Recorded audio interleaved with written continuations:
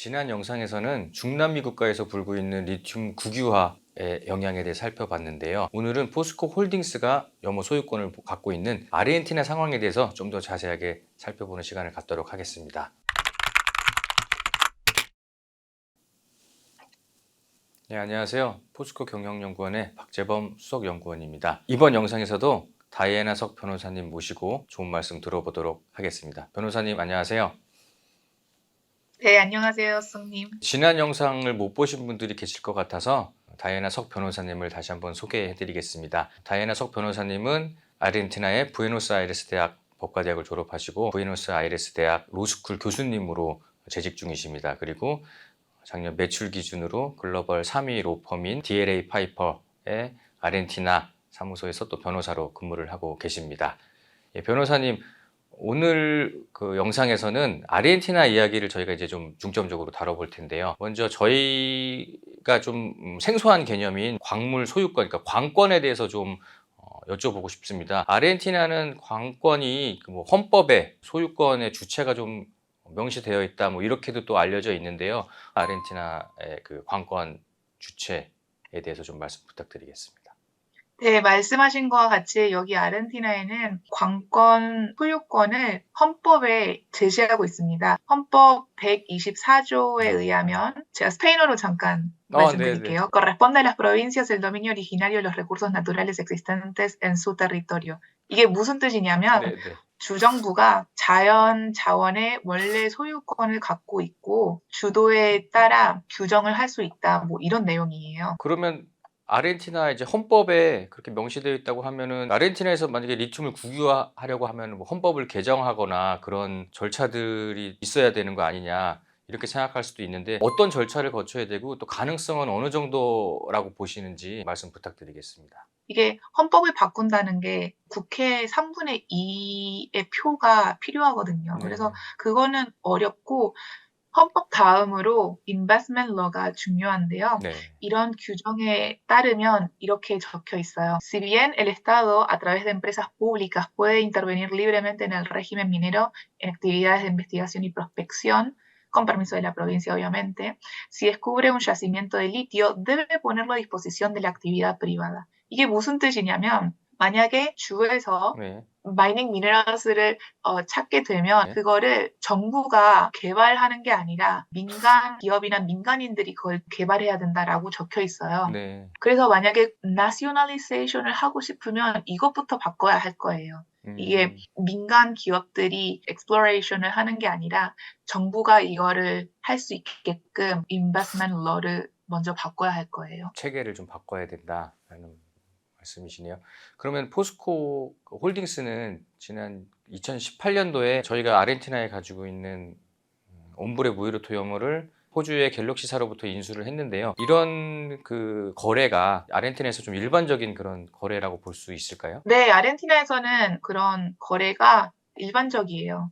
이게 광업법은 광산 허가가 이전 가능하며 계약, 임대 및 기타 부동산 권리의 대상이 될 수 있다고 규정되어 있습니다. 변호사님이 지난 시간에도 한번 말씀해 주셨던 것 같은데 아르헨티나는 이제 주 정부가 관건을 가지고 있고 그래서 그 민간 기업들이 주 정부와 직접 거래를 해야지 소유권을 인정받을 수 있을 것 같은데 그럼 포스코 홀딩스처럼 갤럭시사로부터 관건을 인수한 그런 사례의 경우에도 이렇게 거래를 하더라도 모든 권리를 인정받을 수 있는 그런 시스템인가요? 네, 맞습니다. 아르헨티나 법률에서는 주정부의 관건에 대한 최우선적 지위가 인정되기 때문에 민간 기업들은 광물 자원 개발 및 사용을 위해서 반드시 주정부와 협력해야 합니다.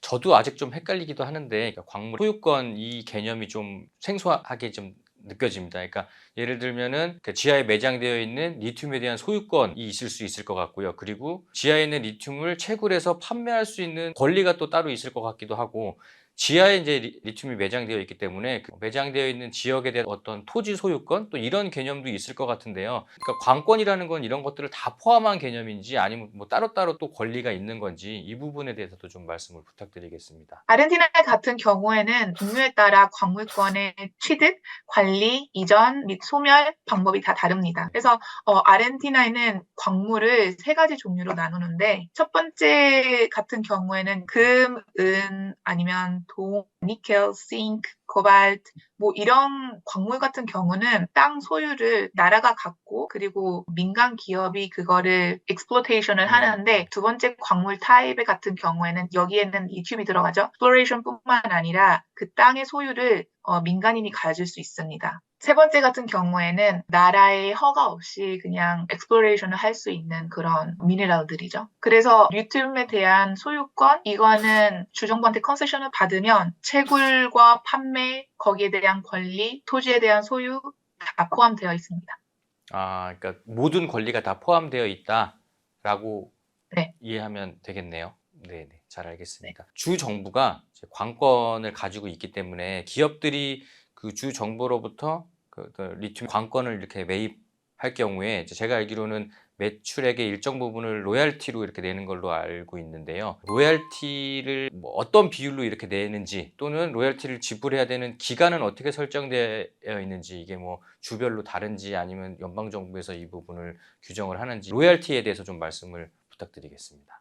로열티 비율이나 기간은 각 주정부에서 자체적으로 정하고 있고요. 광물에 따라 비율이 다를 수 있긴 한데 리튬 같은 경우에는 개발에 대한 로열티 비율이 한 2%에서 3.5%로 적용하고 있습니다. 지금 현재로서는. 그리고 이거는 제가 말씀드렸듯이 주정부가 결정하는 거이기 때문에 각 주마다 이 로열티 비율이 좀 다를 수가 있어요. 주마다 로얄티의 비율이 다르다. 지난 2월 달인가요? 아르헨티나의 라 리오하주에서 주지사령으로 리튬을 전략 광물로 지정을 하면서 이미 승인이 나 있던 그런 프로젝트들의 허가를 중단하고 뭐 마치 이렇게 하면서 아르헨티나가 리튬 국유화를 한 것이 아니냐 이런 그 오해를 불러일으킬 수 있는 그런 기사들이 좀 나왔던 것 같은데요. 이 부분에 대해서 아르헨티나 현지에서 어떤 반응이 있는지 그 부분이 또 이제 궁금합니다. 네, 말씀하신 것과 같이 라리오하주 주지사이신 리카르도 킨텔라 분께서 작년에 발표한 법안은 해당 주 내 리튬 광산 탐사와 개발을 중단하는 내용이었습니다. 이 법안은 해당 주에서 리튬 산업 발전을 촉진하고 지역 경제에 기여하기 위한 목적으로 제정된 것으로 아르헨티나 전체적으로 리튬 국유화를 선언한 것은 아닙니다. 아르헨티나 현지에서는 사실 큰 반응은 나오지 않았어요. 이 법안이 아르헨티나 전체적으로 리튬 산업에 큰 영향을 미치지는 않을 것으로 예상하고요. 라 리오하주에서 있었던 일은 아르헨티나가 리튬 국유화를 선언한 것은 아니다라고 분명히 저희가 알아두면 되겠네요. 그리고 이제 전기차 시장이 가파르게 성장하면서 아르헨티나에서도 리튬 사업에 대한 뭐 관심 또는 기대가 굉장히 높을 것으로 이제 저희가 생각이 되는데요. 아르헨티나 현지에서는 해외 기업들이 아르헨티나에 들어와서 이제 리튬을 채굴하고 생산하면서 이렇게 사업을 하는 부분에 대해서 어떻게 생각하고 있는지 이 부분이 또 궁금합니다. 말씀하신 것 같이 아르헨티나는 리튬 지원이 풍부한 국가 중 하나이기 때문에 네. 이게 큰 자산이에요. 그래서 현지에서는 해외 기업들이 리튬 사업에 참여하는 것을 긍정적으로 받아들이고 있고요. 대부분의 기업들은 현지의 규제와 법적 절차를 따르면서 사업을 진행하고 있습니다. 아르헨티나 정부나 국민들이 리튬을 통해서 경제 성장을 하는 것에 대한 기대감이 많이 있다. 뭐 이렇게 저희가 또 네. 이해하면 되겠네요. 아르헨티나가 많이 알려져 있기로 이제 외환 보유 사정도 안 좋고 환율도 굉장히 불안정하다. 뭐 이렇게 또 저희가 알고 있는데 그래서 콩이라든지 축산물에 대해서 수출 특혜 환율 뭐 이런 혜택을 또 이제 주기도 한다 이렇게 알고 있는데요. 리튬도 이제 거래량이 많이 늘어나면 아르헨티나 정부에서 리튬에 대해서도 이런 뭐 수출 특혜 환율 이런 것들을 제공할 수 있는 가능성이 있을까요? 올해 아르헨티나에서 대선을 해요. 그래서 이게 정부가 어떻게 바뀔지에 따라 이게 조금 정책이 다를 수 있긴 네. 하지만 만약에 지금 현재 대통령의 생각을 갖고 있는 당이 대통령이 된다면 분명 FX 컨트롤은 계속 될 거예요. 그리고 FX 컨트롤이 된다는 뜻은 이런 수출 특혜 환율 이런 제도들이 계속 된다는 뜻인데 만약에 리튬 개량이 계속 증가하게 된다면 아르헨티나 정부에서도 이런 리튬 수출에 대한 수출 특혜 환율을 적용하지 않을까 저는 싶어요. 그러면 뭐 수출하는 기업들 입장에서는 좀 더 유리할 수 있겠네요. 그렇죠. 네, 네. 마지막 이제 질문으로 지난 3월 31일에 미국에서 인플레이션 감축 법안 최종 가이드라인이 발표가 됐습니다. 그래서 거기에 이제 광물 수혜국에 이제 아르헨티나가 포함되지 않으면서 국내에서는 좀 아쉬움의 목소리가 좀 있는데요. 제가 알기로는 알베르토 페르난데스 대통령이 바이든 대통령 만나서 어떤 뭐 지원이나 도움 같은 것들도 요청했다 이렇게 또 기사도 나오고 했는데 아르헨티나 정부 차원에서 어떤 특별한 노력을 기울이고 있는 부분이 있는지 이게 또 궁금합니다. 아르헨티나 기사들을 보면 IRA에서 제외된 것은 아쉽게 생각하고 있지만 그래도 페르난데스 대통령께서 바이든 대통령을 계속 만나고 있고 또 아르헨티나 미국 관계를 좀 더 가까이 하기 위해 계속 아르헨티나 상황 그리고 아르헨티나의 기회들을 강조하고 있기 때문에 그거는 조금 더 지켜봐야 할 것 같습니다. 지금까지 아르헨티나에 계시는 다이애나 석 변호사님을 모시고 아르헨티나의 리튬 관련 제도 그리고 현지 사업 환경에 대해서 자세한 이야기를 나눠봤습니다. 오늘 여러 가지 좋은 말씀 해주시고 장시간 인터뷰에 응해주신 다이애나 석 변호사님께 다시 한번 감사드립니다. 변호사님 감사합니다. 네, 감사합니다, 고객님. 저는 다음 이 시간에 또 더 좋은 콘텐츠를 가지고 찾아뵙도록 하겠습니다. 감사합니다.